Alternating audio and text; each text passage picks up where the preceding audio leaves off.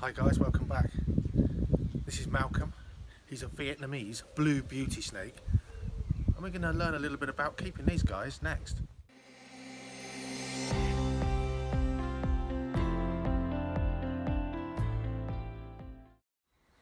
First thing guys, come on, they are living up to their name. What a beautiful snake. The pattern changes as you go down. It's kind of plain at the front there. We've got some triangulations going on here. As you move down this snake, you get to my favourite bit. Look at this, beautiful, all bluish green, hence it's the name, bluish green squares.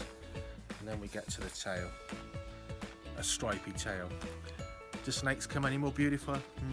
They probably do, because I love snakes, but they're right up there. A beauty snake living up to its name. His tail's pretty cool. It's a prehensile tail. These guys here, they're an arboreal snake. They live in trees and branches, and its tail is designed to hold on to those branches and completely support its body weight for sure. Have a look at the size difference. This is a male. His name's Malcolm, and Malcolm he's this long. I'm an inch under 6 foot tall. Malcolm's this long. I don't know what my reach is, but you get the idea. He's this long. I'm going to tell you he's, I don't know, 8 feet long. That's a pretty good size for a male blue beauty snake.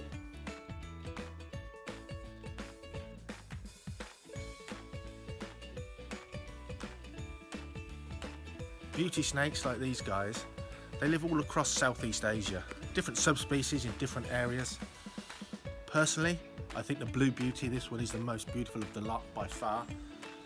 They're arboreal by nature, they live in trees in rainforests, and their other name is the cave racer.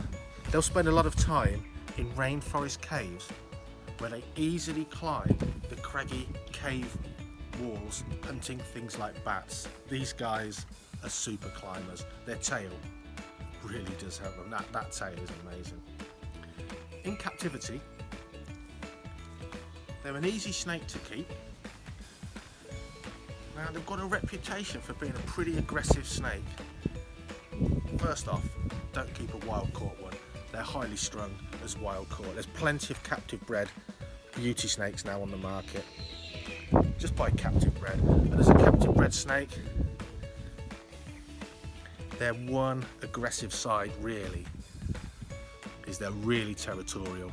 They're really viv defensive. They're well known for their defensive behaviour. It's entirely up to you how you handle your snakes. I never use a snake hook, and I've never needed one. But if it makes you feel happier, especially with something that's viv defensive, by all means, hook them out of their vivs before you handle them. If you want to handle them, not everyone handles their snakes. They make a superb display animal.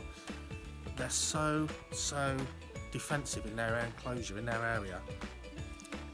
They can hurt themselves because their eyesight's pretty good. They'll see movement right across your snake room or your living room or wherever you keep your reptiles, and they'll strike even if you're 10 feet away. If it upsets them, they'll strike out, and they'll hit the front glass on most size vivariums. Really, they've got a long reach.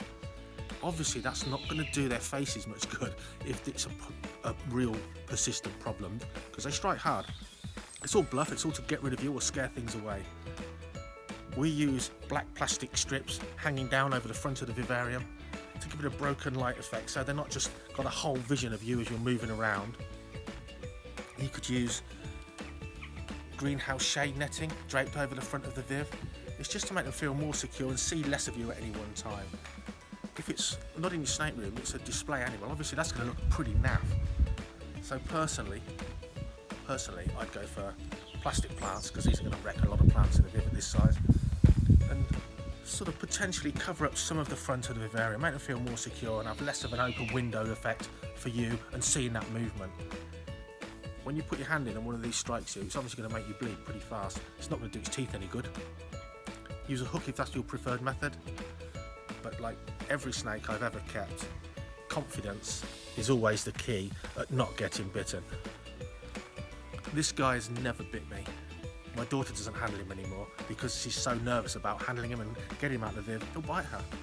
Confidence versus nervousness around snakes, and any animal really, is the key. So for me, a put my hand in, put it on his back of his head, well, on the back of his back and his neck, and I lift him out. Once he's out the viv, he's an absolute darling. But you've really got to think, that's one thing to think about, is that viv defensive behaviour.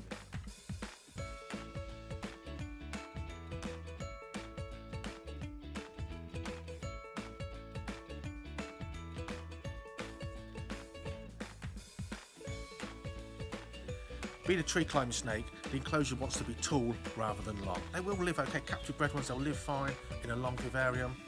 Oh, please don't keep these in a rack system, in a plastic drawer. It's just not that kind of snake, don't do it. They're diurnal, they're cathemeral. They come out when they feel like it in caves, daytime and nighttime. But they're active, they don't want to be shut in a drawer system really. It doesn't really suit them. A tall vivarium, we put cork bark shelves right up high so they can coil up high up if they want to, obviously branches, plastic plants. You can make these guys have a really naturalistic, beautiful setup in their enclosure, a real centerpiece for your reptile room for sure. They really suit that, absolutely. Obviously a heat guard on their heat lamp, because it will climb around the heat lamp for sure.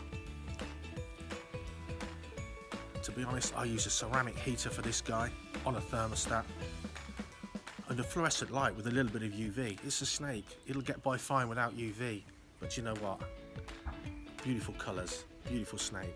It just looks so much better under correct daylight replication lighting for sure. It really, really does.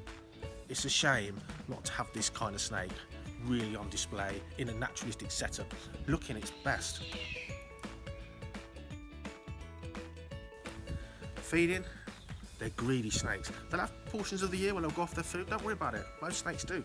Don't worry about that at all. In captivity, you know and I know, we overfeed our snakes. We feed them way more food than they'll get in the wild for way less effort on the snake's part. These are greedy snakes. Now, they really like bird-related food for sure, and my blue beauties, they get 2/3 day-old cockerels, and then that's mixed in there with small quail if I can get them, and they quite happily eat mice and small rats, no problem at all. This is not a fussy species, and I feed mine twice a week. They're quite an active snake, and they eat well, and they grow fast. This guy's 2.5 years old. He's over 8 feet long. Let's have a little look at him on the ground to give you some idea of how long he really is and how they move. But he's not that keen on the ground.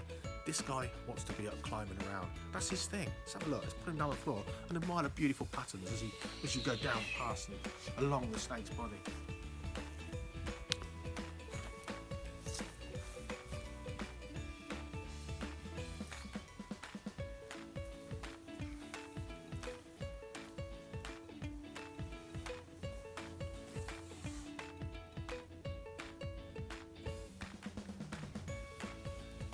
Very inquisitive snakes. They've got a bit of a bad rap for their aggression. Honestly, with most snakes, it's how you handle them. Be kind, be calm, be confident. These are really defensive in their own home. Look at this guy, no problem at all. And I can tell you now, he's an ambassador for his species, and as part of his education program, he's been stroked and met thousands of school children. He's a real darling. Do you know what? The only downside, I kind of wished he was a female, so he'd be even bigger. Fast growing species, well worth adding to your snake collection. Not if you like to keep your snakes in drawers, but if you like to look at your snakes and you like to have them in great setups, the Vietnamese blue beauty snake is the best looking of all the beauty snake subspecies, in my opinion.